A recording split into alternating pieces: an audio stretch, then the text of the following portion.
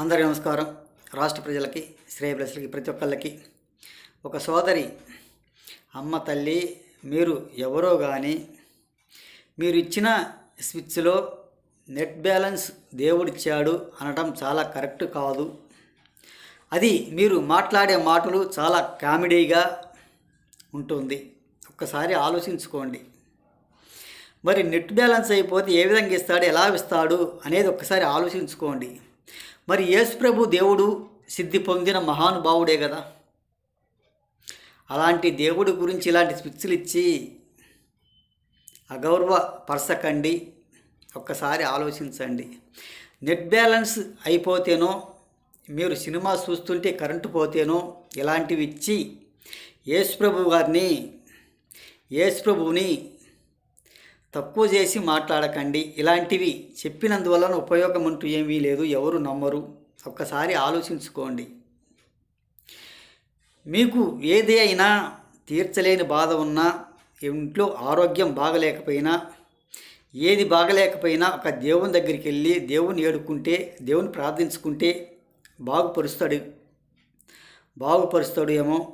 అంతేగాని నాకు net balance అయిపోతే నేను తెల్లవారులు ప్రార్థన చేశాను, నాకు నెట్ ఇచ్చాడు, సినిమా చూస్తుంటే కరెంటు పోయింది, నాకు కరెంట్ ఇచ్చాడు అనటం అది చాలా కామెడీగా ఉంది, చాలా ఎగతాళిగా ఉంటుంది. ఒక్కసారి ఆలోచించుకోండి. ఇలాంటివి ఎగతాళి పనిగా ఉంటుంది కానీ నాకు ఇవి ఇచ్చాడు అనటానికి ఎలా సాధ్యమవుతుంది? మీరు ప్రార్థన చేసినందువలన ఒక సరుకుల కొట్టు దగ్గరికి వెళ్ళి మీరు ఇంట్లో నుంచి ప్రార్థన చేస్తే సరుకులు తీసుకొచ్చి ఇస్తారా? నీకు నెట్ బ్యాలెన్స్ అయిపోయింది, దానికి సంబంధించిన వాళ్ళ దగ్గరికి వెళ్ళి నెట్ బ్యాలెన్స్ చేయించుకోవాలి. కరెంటు కొంతమంది సైకోలు ఎప్పుడంటే టయాన తీస్తారు, వాళ్ళు ఇస్తారు. అంతేగాని ప్రార్థన చేసినందువలన ఉపయోగం అంటూ ఏమీ ఒకసారి ఆలోచించండి. ఇది దేవుణ్ణి ఎగతాళి పని చేసినట్టు. ఒకసారి ఆలోచించుకోండి. ఏది ఏమైనా ఇలా మాట్లాడటం చాలా కరెక్ట్ కాదు. నాకు కరెంట్ ఇచ్చాడు, నెట్ బ్యాలెన్స్ ఇచ్చాడు అనటం. ఏది ఏమైనా కొంచెం తెలుసుకొని మాట్లాడండి దేవుని గురించి. అది చాలా ఎగతాళిగా ఉంటుంది అని తెలియజేస్తూ, ఇటువంటి వాళ్ళు చాలామంది కూడా ఉండొచ్చు. దేవుని గురించి సింపతి పొందడానికో అంతకు తప్ప దేనికి పనికొచ్చే వాళ్ళు మాత్రం కాదు. ఒక ఆరోగ్యంగా బాగలేకపోతే దేవుడు ప్రార్థన చేస్తే మంచి చేస్తాడేమో, ఆరోగ్యంగా ఉండమని ఇస్తాడేమో,